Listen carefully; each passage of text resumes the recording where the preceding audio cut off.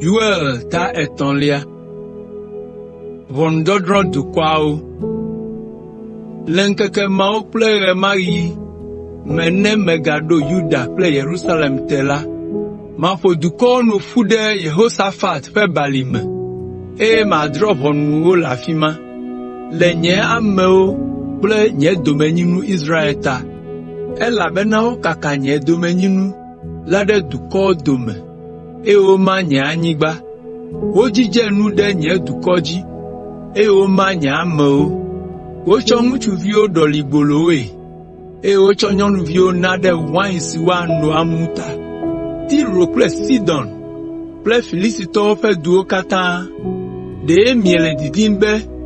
Mabia hloma ha. Mikpo nui. Elabena nye asi atre chochonami. Nusi miedola. Atra jemiang to mi afetaji. Nye valo nye klosalo ple sika. Ple nye kesnonu vevio cho yide mi afetron ofe home. Nye jira Yuda to ple Jerusalem to. Na transvolao. Oklo juile wa unto fanyigbaji didi feke. Gake maga klo. Agwe cho tefesio kata oklo yi. Madonu vonsio kata miewola tefenami. Macho miavi nguchuo, prenyon wajra. Na Yuda to, wao ha, ajra o na sabia to, le didi feke. Yehowa egle. Mi degbe fan musi anu le duko do mebe. Mi jrado na avao. Mi tia mi afa asrafo kan le to.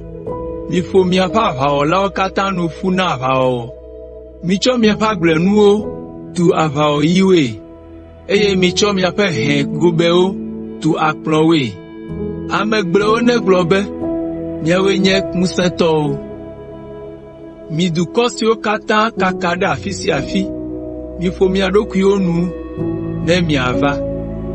Yehowa. Do ava ko.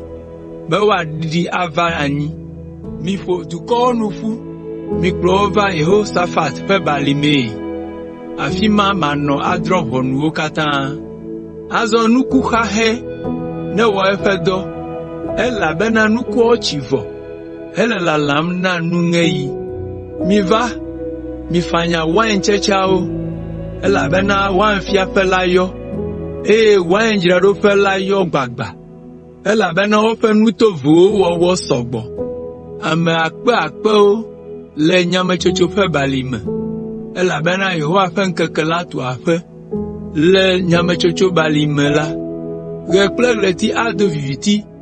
Gleti o maga klen o. Yehowa adegbe cho Zion. Efe gbe adi cho Jerusalem. Jifo kple anyigba ada asi vuvume. Ke Yehowa anyesi cho fe na efe ame o. Kple mosese na efe duko Israel. Yayira na ma o fe ame o. Mlebala, nyavanya be, nyenye Yehowa. Miafe mau, sile Zion, nyeto kokwelaji. Jerusalem azu kokwefe, ligbona. Esi dutasrafo magakpomo ahu avadengu. Le ma imela, wan yeye ano chochion, choto nguti. Nyinochi ano sisim bababa. Cho togbe otame. Chi ayo Yordan tovuo bana. Chi asi cho Yehowa fegbedo holame. Ade sitim fe balime.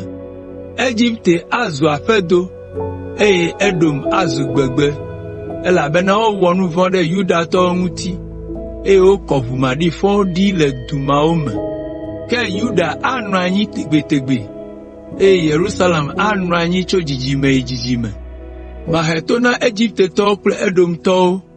De ofe vumadi fokokodita. Yehowa le Zion.